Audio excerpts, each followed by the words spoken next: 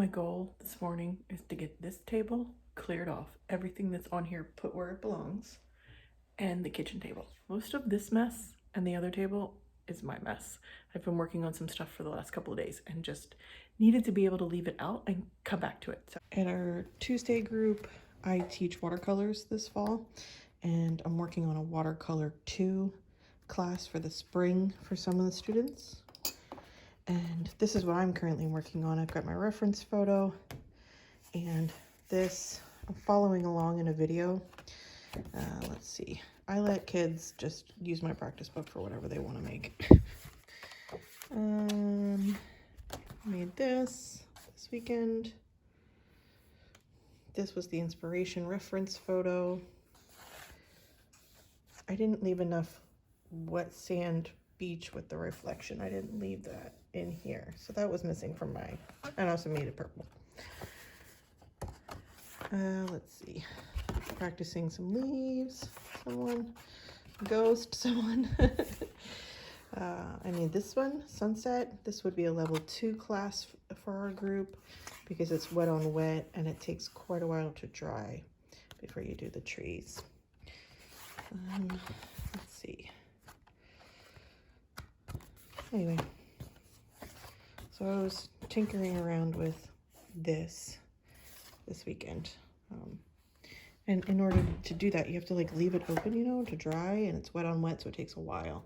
And so I just have all my supplies out that I need to put away. I also was simultaneously lesson planning for my Tuesday class.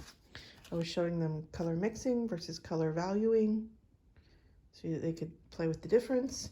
And then here on the right side, I activated the paints before using them. And a couple of them you can kind of tell, a couple of them you can't. But basically you're just not taking a wet brush and dipping it in. You're spraying it or getting the paint wet before you use it. And it activates the color and it makes a difference in how it comes out. So I was showing them that. I'm going to be showing them that. So I was playing with that with my own paints set.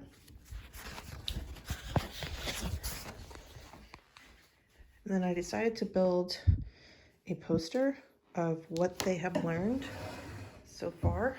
So I've taught them, each week I've taught them 1 or 2 techniques. And tomorrow's technique, we're going to work on using the belly of the brush and pressure for different brushes. And we're going to work on color activation.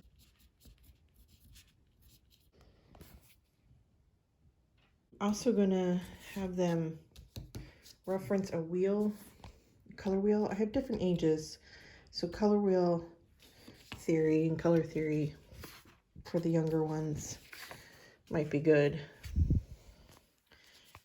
just to understand how colors work together. And then I want everybody to try underpainting. I underpainted this with green and yellow and then just straight painted that red. So I wanted them to see how using a color wheel can change how your painting comes out. All right, so that's 3 things for tomorrow. Brush pressure, activating paints, and then using a color wheel to change your painting. That's what I want to have them work on. We have talked about all of these tools. We've talked about how to see color, and we've talked about variables. My older kids in class, I think I'm going to have them really work on this and then maybe creating a little swatch of these 3 so they can see how their paints change without thinking about value, hue, and chroma. So I should probably make what I want that to turn out to look like. I have some 7-year-olds and I have some 12-year-olds and everybody in between. So the older kids, I expect them to comprehend more of what I'm saying and actually practice it. My younger 7 and 8-year-olds, they try it, but then they just paint whatever they want. So the process is you come in, you set up your station with your paints, you get your water, you get your practice pages. I give them these practice pages to do each week. Your palette, whatever it is, materials that you need, I bring them each week and they set up their stations. Then I teach the technique, a new technique or 2 each week. They take their practice cards, they go practice the new technique, and then I give them a full sheet is about twice of this, and they just paint whatever they want. If they want to paint something specific, I can pencil sketch it for them and then they can paint it. Or I give them something to paint. Like today, I'm going to suggest an apple so they can understand color mixing too. So for teaching hue, chroma, and value, which I've already gone over with my older kids in the class, I'm going to teach them how to do it using orange. So I activated my paints, and opposite on the color wheel of orange is blue. So that's how I'm going to achieve a duller chroma. I'm just going to have them paint a square.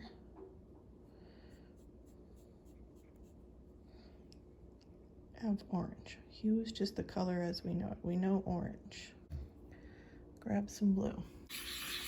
So for chroma, it's how bright or muted you want the color to be. And I wanted a muted orange. If you want it bright, you just leave it alone. That's bright orange. And now I'm changing the value of the orange by adding water. Perfect. Hue, the color, just as we know it. If you want the chroma to be bright, leave it as is. If you want to mute it down a little bit, add the color opposite of the color wheel to mute it down.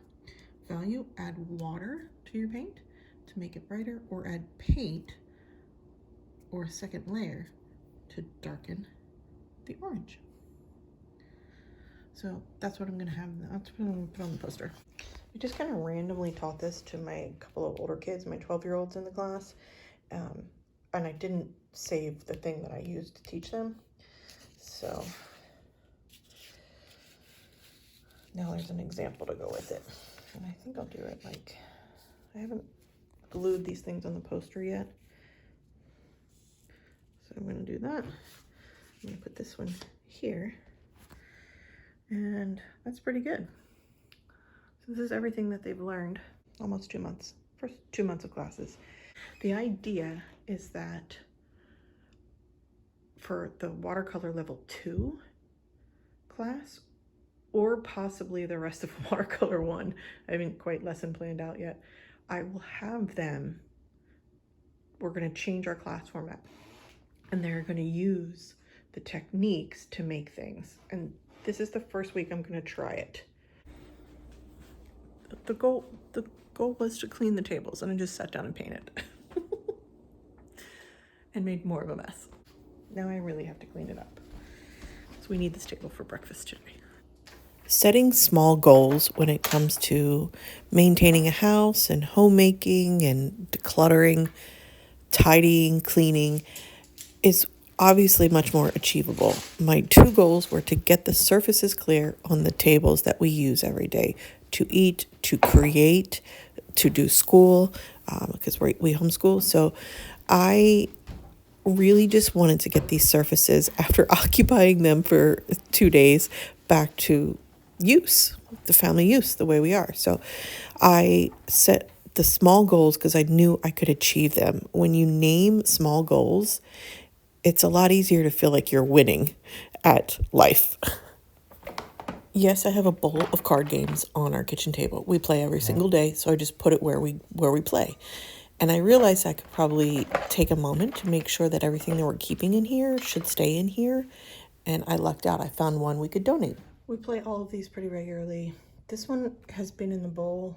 We played it once, months ago, and we haven't chosen it again. I actually think we've outgrown this one, and I just want to check with my kids to make sure we can donate it. So I'm gonna just do a little declutter of one thing out of that bowl.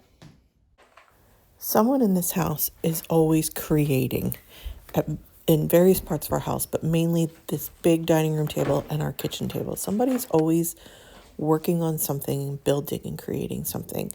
And so there's always that kind of a mess left behind. And if you do it every day or every couple of days, it's a lot easier to knock it out.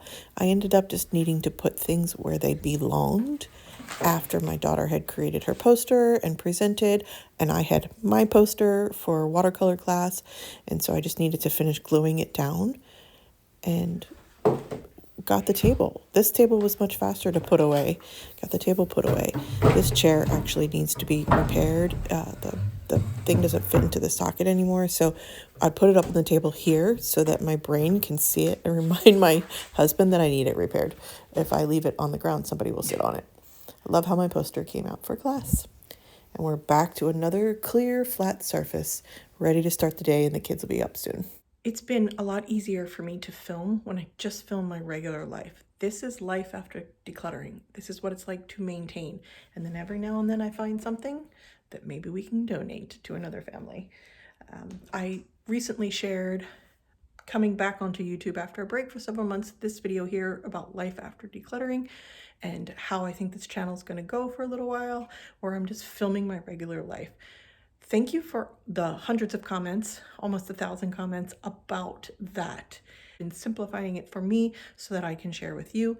I appreciate the feedback. I'm going to keep on going in this format for a while. I hope you're doing well. Thanks for sharing part of your day with me, and I'll leave that video here.